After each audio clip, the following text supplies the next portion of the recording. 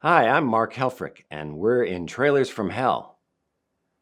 We're going to talk about a movie that changed the face of comedy, a movie without which, arguably, there would be no Saturday Night Live, Mad TV, SCTV, the Kentucky Fried Movie, or Airplane.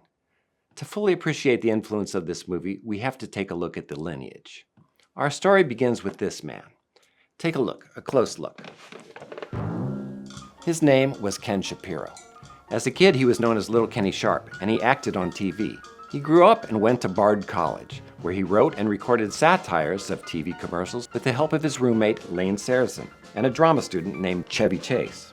In 1967, the three of them reunited in New York City and started a comedy theater troupe. Only this troupe didn't perform live on stage. They performed live to a closed-circuit TV camera, which was fed to three huge television sets suspended over a gravel pit surrounded by a semicircle of chairs. This psychedelic Greenwich Village theater was called Channel 1, the world's first television theater. Soon they were shooting skits on black and white video and feeding those to the audience.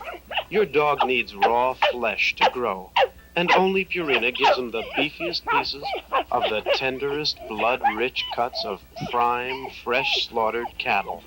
This was underground television, spoofing everything on TV, from kiddie shows to the news. It's the Channel 1 Evening News with Robert Elgin and Leo Badfish in Suck Muck Dick. Channel 1 was a huge success. In 1969, the best of these skits were compiled into an off-Broadway show called Groove Tube. It was so popular, they had to add a second theater in Manhattan to satisfy the demand for seats. Now the high, what you get from eating this, is something like 50 megas of LSD. It's important to note that this was pre-Cheech and Chong and National Lampoon. This was taking place at the same time broadcast TV was doing Rowan Martin's Laugh-In and The Carol Burnett Show. Around 1970, they sent the Groove Tube shows on the road to university campuses and performance spaces around the country. Venues were outfitted with couches, oversized pillows and refrigerators stocked with soft drinks and munchies to simulate the experience of watching TV at home. Much of the audience was high, which only enhanced the hilarity. In 1972, the troupe began shooting some of their best sketches on 35mm, this time in color, for a movie version.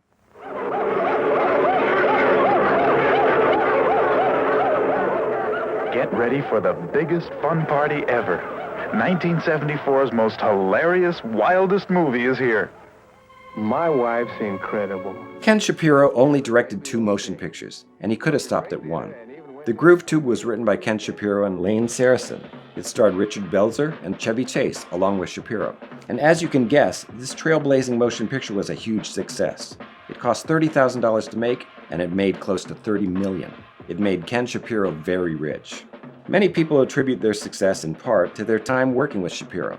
Co-writer Lane Saracen went on to a lengthy and successful TV writing career. Chevy Chase joined the cast of the first season of Saturday Night, now known as SNL. Weekend Update is straight out of the Groove Tube, even down to Chevy's Good Night and Have a Pleasant Tomorrow.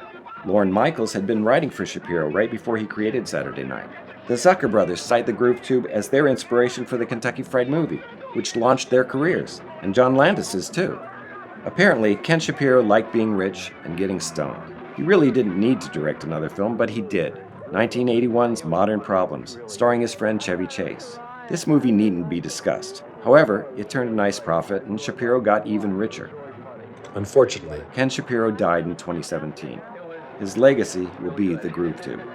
Many of the bits are still hilarious, and an equal number haven't aged as well. What was outrageous and taboo back in the early 70s is now commonplace. Still, it features the first on-screen talking penis in cinema history. The Groove Tube is a great time capsule of when the counterculture mocked television and ended up influencing comedy for decades. Playboy called the Groove Tube the most stinging assault on television since it was invented.